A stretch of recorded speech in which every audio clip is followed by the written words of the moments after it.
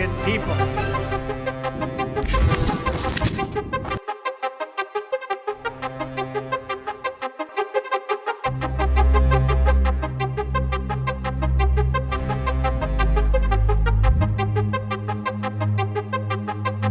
Tonight, there is nothing united in many states of America. They are, in fact, deeply divided states in crisis.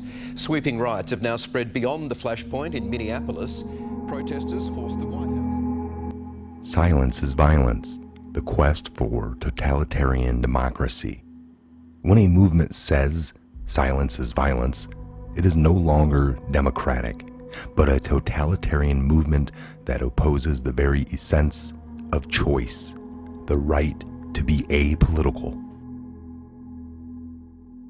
Mass movements with ostensible democratic goals start out towards benign change, but their successes only feed hunger for greater political transformation.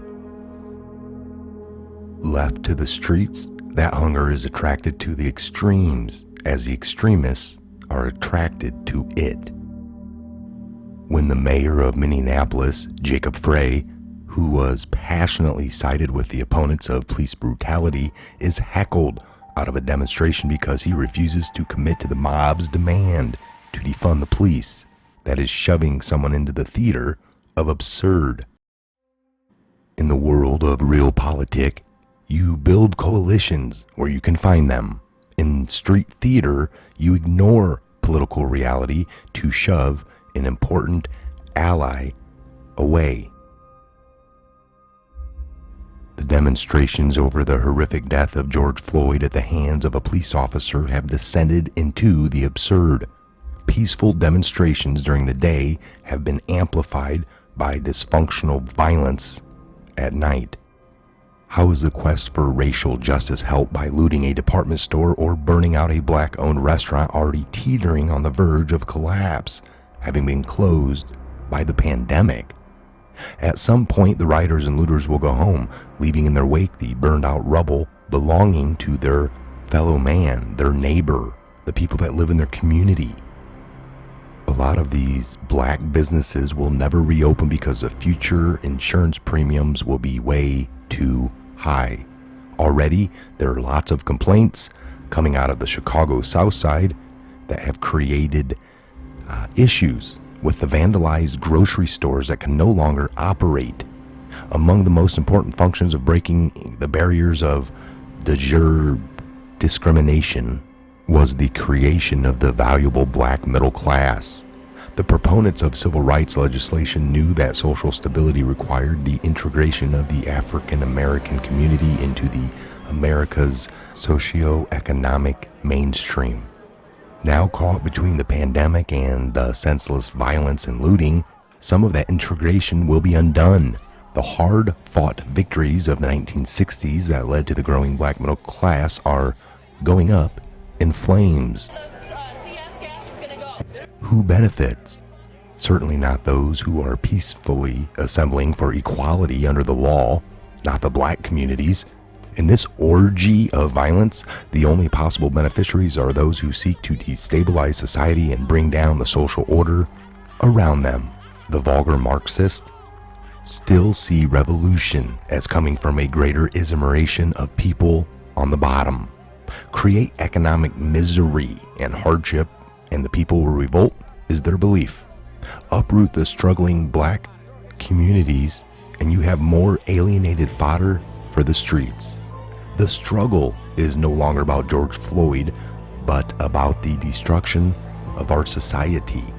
George Floyd is the vehicle to reach a different outcome than one of social justice.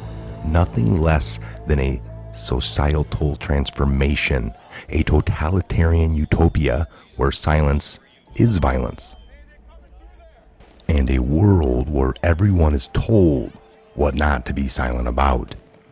When silence is violence, there is no room for dissent.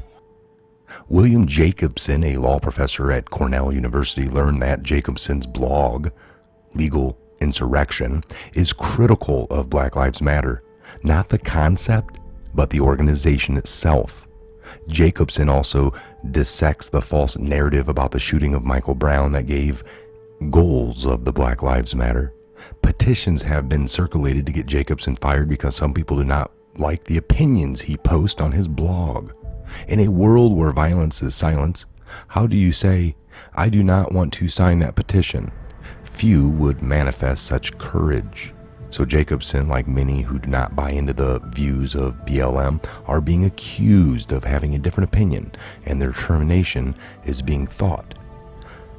This is the mindset of totalitarian democracy, the imposition of values and opinions by those who just disagree. This leaves no room for individual rights of individuals. Silence is not violence in a true democracy. With respect for individual rights, the minority is guaranteed the right to a different opinion, and even no opinion at all. In the emotional aftermath of the murder of George Floyd, it appears that some would sacrifice our tradition of liberty for a mindless conformality while destroying the black middle class. This is a two-front war on the economic integration and freedom of thought. Will we let it to continue at our own peril? Again, I am Michael. This is the Patriot Hour. God bless, Godspeed to each and every one of you. And where we go one, we go all. Protesters forced the White House into lockdown, stormed CNN's headquarters in Atlanta, and attacked police in multiple cities. Black protesters and political activists unleashing rage, defeating curfews and the military. Even the arrest of the officer at the centre of all this did nothing to calm the mobs. Our team in the US are live in Minneapolis and Los Angeles tonight. Bureau Chief Ashley Mullaney begins our coverage. The land of the free. In day 4 of anarchy. Atlanta, CNN headquarters and police under attack. Threw something on fire, Chris, a firecracker. Something's on fire. Nick, you all right? Police cars smashed, torched. Shops looted. The National Guard called in. Los Angeles, a single officer set upon trying to make an arrest. The mob starts beating the officer. Look at that officer by himself there. Dragged out, he collapses. Tonight, downtown shops are being looted. In Washington, the White House briefly on lockdown. Crowds surge barricades, delivering fury to the president's front door.